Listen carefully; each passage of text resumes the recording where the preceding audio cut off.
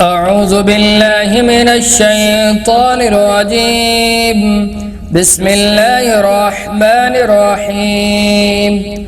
الرحمن علم القرآن خلق الإنسان علمه البيان. الشمس والقمر بحسبان والنجم والشجر يسجدان والسماء رفعها ووضع الميزان ألا تطغوا في الميزان وأقيموا الوزن بالقسط ولا تخسروا الميزان. والأرض وضعها للأنام فيها فاكهة والنخل ذات الأكمام والحب ذو العصف والريحان. فبأي آلاء ربكما تكذبان؟ خلق الإنسان من صلصال كالفخار وخلق الجان من مارج من نار. فبأي آلاء ربكما تكذبان؟ رب المشرقين ورب المغربين. فبأي آلاء ربكما تكذبان؟ مرج البحرين يلتقيان بينهما برزخ لا يبغيان. فبأي آلاء ربكما تكذبان؟ يخرج منهما اللؤلؤ والمرجان. فبأي آلاء ربكما تكذبان؟ وله الجوار المنشآت في البحر كالأعلام. فبأي آلاء ربكما تكذبان؟ كل من عليها فان ويبقى وجه ربك ذو الجلال والإكرام. فبأي آلاء ربكما تكذبان؟ يسأله من في السماوات والأرض كل يوم هو في شأن. فبأي آلاء ربكما تكذبان؟ سنفرغ لكم أيها الثقلان. فبأي آلاء ربكما تكذبان؟ يا معشر الجن والإنس إن استطعتم أن تنفذوا من أقطار السماوات والأرض فانفذوا لا تنفذون إلا بسلطان.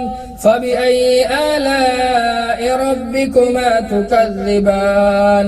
يرسل عليكما شواظ من نار ونحاس فلا تنتصران. فبأي آلاء ربكما تكذبان؟ فإذا انشقت السماء فكانت وردة كالدهان. فبأي آلاء ربكما تكذبان؟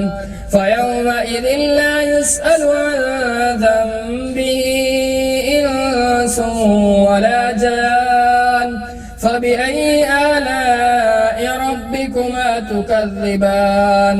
يعرف المجرمون بسيماهم فيؤخذ بالنواصي والأقدام. فبأي آلاء ربكما تكذبان؟ هذه جهنم التي يكذب بها المجرمون يطوفون بينها وبين حميم آن. فبأي آلاء ربكما تكذبان؟ ولمن خاف مقام ربه جنتان. فبأي آلاء ربكما تكذبان؟ ذواتا أفنان. فبأي آلاء ربكما تكذبان؟ فيهما عينان تجريان. فبأي آلاء ربكما تكذبان؟